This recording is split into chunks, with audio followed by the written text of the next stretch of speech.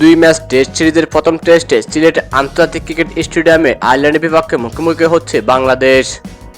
আয়ারল্যান্ডের বিপক্ষে টেস্ট সিরিজকে সামনে রেখে বাংলাদেশের স্কোয়াডে ফিরেছেন উইকেটকিপার ব্যাটার লিটন কুমার দাস ও ওপেনার মাহমুদুল হাসান জয়।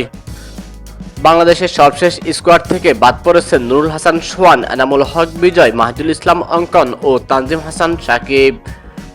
সব মিলিয়ে প্রথম ম্যাচে বাংলাদেশ শক্তিশালী একাদশ নিয়ে আয়ারল্যান্ডের বিপক্ষে মাঠে নামছে।